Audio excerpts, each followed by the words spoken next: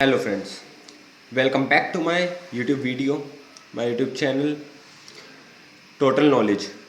आज मैं बात करूंगा मैक्रो इकोनॉमिक्स के ही क्लास 12 के ही एक बहुत ही इंपॉर्टेंट टॉपिक के बारे में, जिसका नाम है phases of circular flow of income.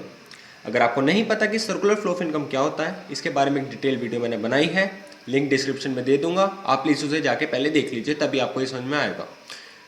मैं जो भी वीडियो बनाता हूँ उसके फ्री नोट्स मैं प्रोवाइड करता हूँ। उसका मेथड ये है कि आपको मेरे व्हाट्सएप नंबर जो मैं डिस्क्रिप्शन में दे दूंगा उस पर आकर मुझे मैसेज करना पड़ेगा। मैं आपको पर्सनली नोट्स प्रोवाइड करूंगा। तो शुरू करते हैं बिना किसी देरी के आज की वीडियो। तो बात करें हम फेज और सर्कुलर फ्लो ऑफ इनकम के बारे में, तो सर्कुलर फ्लो ऑफ इनकम के 3 फेज हम पढ़ेंगे। 3 फेजेस होते हैं सर्कुलर फ्लो ऑफ इनकम के। पहला होता है जनरेशन फेज, सेकंड होता है डिस्ट्रीब्यूशन फेज एंड थर्ड होता है डिस्पोजिशन फेज। हमने बिजनेस स्टार्ट करा, हम पहले ये सोचेंगे हमें किस चीज़ का बिजनेस स्टार्ट करना है, हमें अपने फर्म में अपनी फैक्ट्री में क्या चीज़ प्रोड्यूस करनी है, क्या चीज़ जनरेट करनी है। तो सबसे पहला फेज इसी को ही होकर जाता है जिसे कहते हैं generation phase. It is also known as production phase. हम अपनी फैक्ट्री में गुड्स को जनरेट करते हैं, इसका मतलब दूसरा वर्ड हम इसे क्या कह सकते हैं कि हम गुड्स को प्रोड्यूस करते हैं। तो it is also known as production phase, इसे हम प्रोडक्शन फेज भी कहते हैं। सेकेंड इसमें पॉइंट आएगा, इन this phase the services provided by the household to the firm is being used for providing the goods and services। इस phase में जो सर्विसेज हाउस होल्ड फर्म को प्रोवाइड करेगा वो यूज होंगी गुड्स एंड सर्विसेज को produce करने के लिए। अगर इसमें हाउस होल्ड और फर्म क्या है, ये सब सर्कुलर फ्लो ऑफ इनकम का पार्ट है। आप उस वीडियो को जाके देखेंगे तो आपको समझ में आ जाएगा। सेकेंड है डिस्ट्रीब्यूशन फेज। इसमें आपको हर एक फेज में 2 पॉइंट लिखने हैं। सबसे पहले पॉइंट में तो आपको इसका दूसरा नाम बताना है जो कि तीनों का है। डिस्ट्रीब्यूशन फेज का दूसरा नाम है इनकम फेज। इसे इनकम फेज भी कहते हैं क्योंकि जब हम जो प्रोड्यूस करेंगे गुड्स उनको डिस्ट्रीब्यूट करेंगे तो उस समय इनकम जनरेट होगी, इस वजह से इसे कहते हैं income phase. In this phase firm provide factor payment to household in the form of rent, wages, interest and profit for the services rendered by the household. इस phase में firm provide करेगी factor payment. Factor payment किस चीज़ की, जो household ने firm को factor services दी थी उसकी फैक्टर पेमेंट प्रोवाइड करेगी rent, wages, interest and profit के रूप में हाउस होल्ड को। तीसरा आता है हमारा disposition phase. What is disposition phase? इसे एक्सपेंडिचर फेज भी कहते हैं। इस फेज में गुड्स एंड सर्विसेज जो कि फर्म प्रोवाइड करता है हाउस होल्ड को वो कंज्यूम करेगा household as consumption expenditure. तो बस ये थे हमारे 3 फेज। होप आपको समझ में आए होंगे।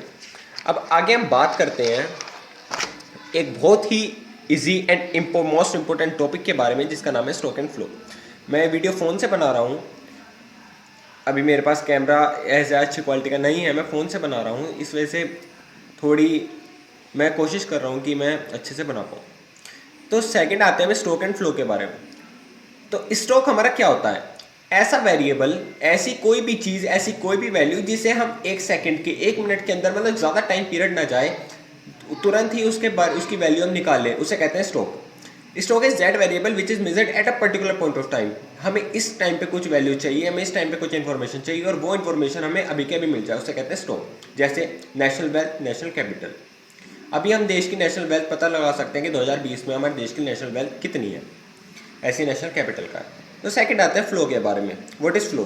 Flow is that variable which is measured over a period of time. जिस वैल्यू को निकालने में कुछ टाइम पीरियड जाए, अब वो टाइम पीरियड कितना भी हो सकता है, 1 महीना हो सकता है, एक सर्वे करना पड़े, एक इन्फॉर्मेशन सेलेक्ट करने के लिए सर्वे करना पड़े, उसे कहते हैं फ्लो। जैसे नेशनल इनकम इन ईयर 2020 की हम नेशनल इनकम निकालें, नेशनल वेल्थ निकालें तो हमें पता चल जाएगा तुरंत ही, क्योंकि ये कैलकुलेट होती रहती है। लेकिन पास्ट ईयर्स 2018, 2007 की नेशनल इनकम निकालने में थोड़ा टाइम जाएगा, इस वजह से इसे कहते हैं फ्लो।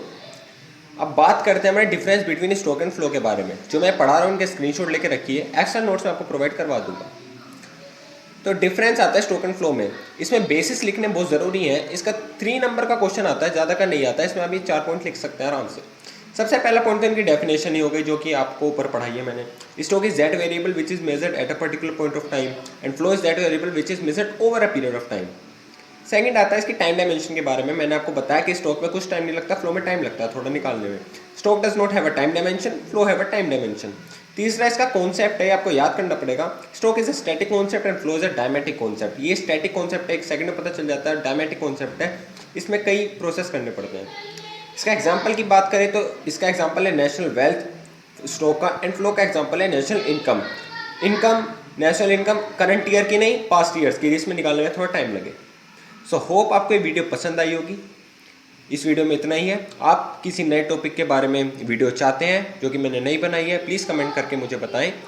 अगर आपको पसंद आया तो मेरे वीडियो को लाइक करें, चैनल को सब्सक्राइब करें, बेल नोटिफिकेशन ऑन करें, क्योंकि मैं रोज़ इंग्लिश, इकोनॉमिक्स एंड बीएसटी से रिलेटेड टॉपिक्स लाता रहूँगा। कम से कम 2-3 वीडियो मैं रोज़ डालूंगा इंग्लिश, इकोनॉमिक्स एंड बीएसटी के टॉपिक्स की। सो थैंक यू, क्लास 12 के लिए। So thank you and have a nice day.